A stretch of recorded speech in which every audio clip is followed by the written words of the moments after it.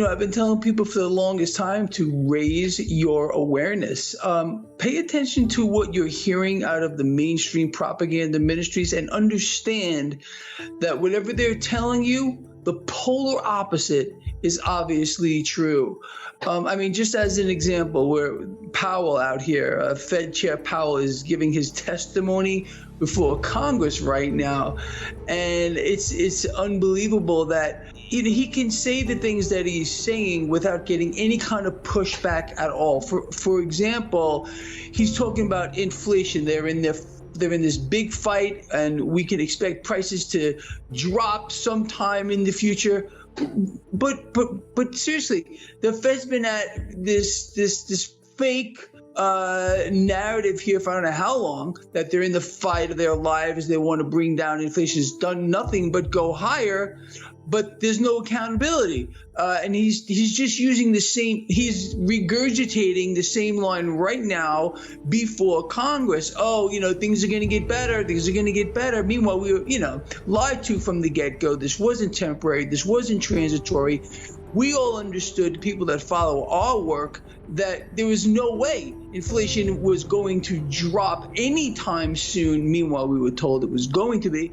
Again, every single projection that the Federal Reserve and other central banks around the world have fist-fed to we the people of the world has been completely wrong, and this is by design. It's a lie. It's a fairy tale. As a matter of fact, I spoke about that this morning. What did we find out just today?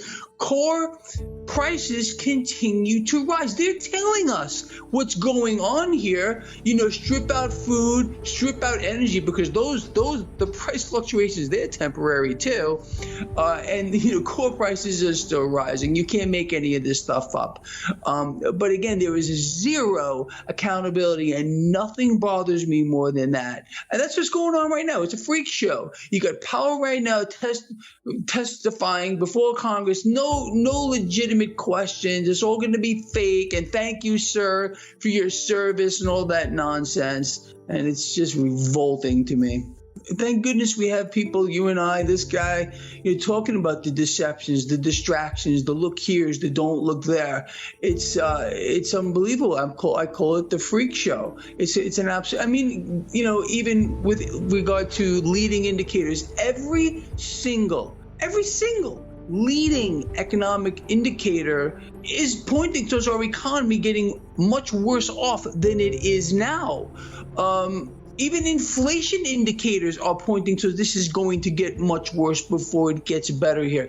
The biggest indicator people need to, it's in our face here, is this yield curve.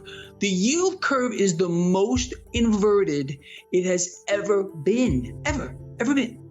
So, I ask people, don't take my word on this, but look it up for yourself. What does it mean when the yield curve inverts, as it has been now for quite a while, with no end in sight here? It's going to be made. We've been seeing some pretty erratic action here in the debt market as of late. 10-year yield bouncing up and down like a yo-yo.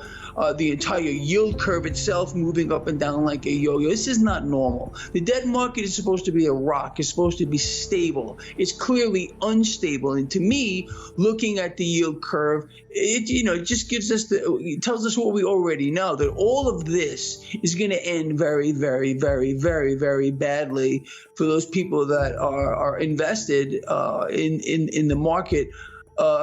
At one point, it's going to turn around, but there's some kind of a mania going on right now. Ever since the Federal Reserve here with their pause, if you want to call it that, this was a signal to the stock market. Hey, don't worry about it. We got your back, at least for now. And there's a lot of effort going in to keep the debt market propped up by the Fed's buying all the debt here. It's kind of interesting. We just found out that money markets are actually increasing their exposure to the debt market. This is the time bomb. Money markets are widely held. You got generally money markets, they have their assets allocated in many different ways, but generally it's just considered a safe investment.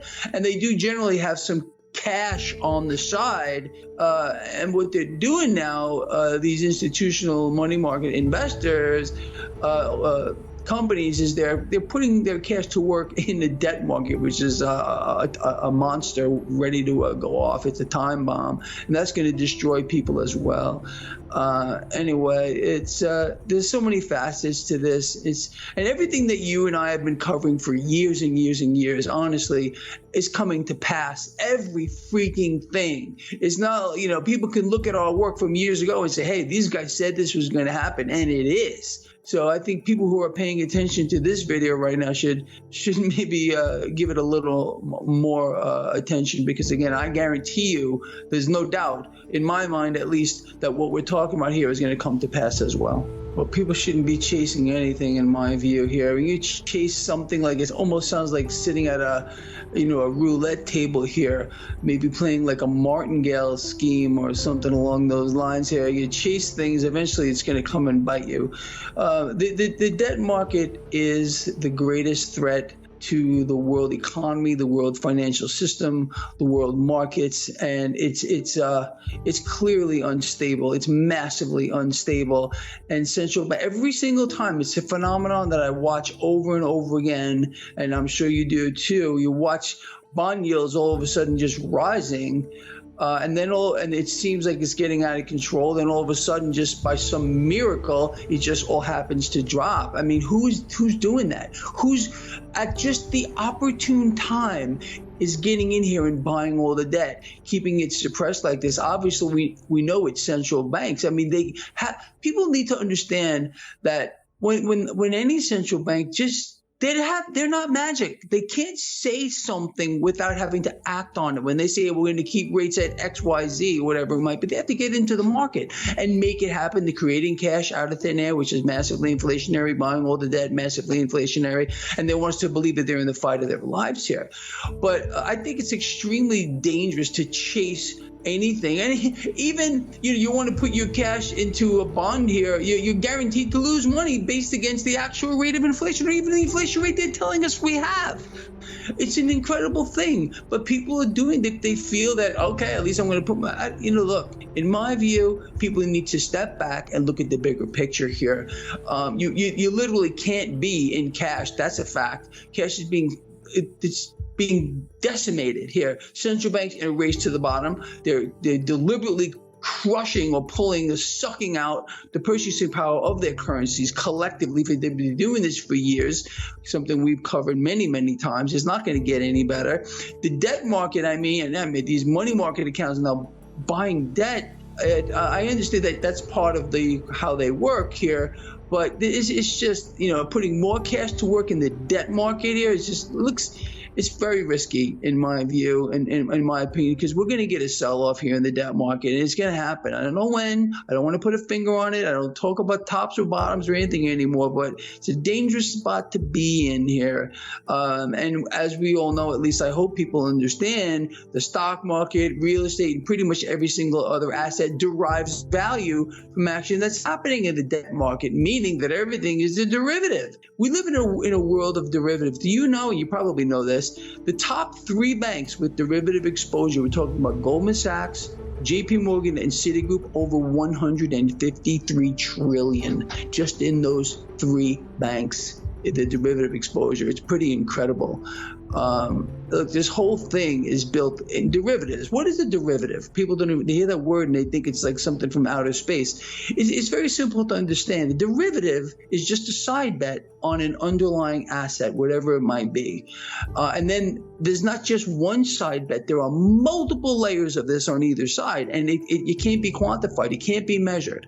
So no one actually knows how big the debt market derivatives actually are, or derivatives at face value. It's beyond anybody's ability to even comprehend, because it can't be measured. So it's a frightening prospect to think about. But again, what are they doing? We're hearing all of this talk, especially lately, about these central bank digital currencies. We got the IMF yesterday talking about how they're putting together a global infrastructure to allow central bank digital currencies to work in concert together cross-border without causing any problems. So it's all out there. I think people that follow our work are well aware of where this is going and how it's going to play out. And I want people to just be ready for it. It's amazing. I talked about this just today in my pre-market video. Think about it. People, I think, for the most part, and I would say for the most part, are grossly opposed to the central bank digital currency. But meanwhile, it's being forced down our throat. It's going to happen. It's just a matter of when. I mean, right now, the system is 99% digital as it is. And, when I was in Florida, just over the weekend, I happened to notice signs in a couple of the places I just happened to go in, like buy souvenirs and stuff. We will not be accepting cash on X date. So they're already telling us where this is going. You got to swipe, but they're not going to take you. Can you imagine they're not going to take you? Walk in there with a $10 bill or $20 bill, they won't take it. That's interesting in my view. And I've been saying, even out here in Las Vegas, there's a couple of places with these signs. We will not be accepting cash. If the writing is on the wall, people, so just get with the program here.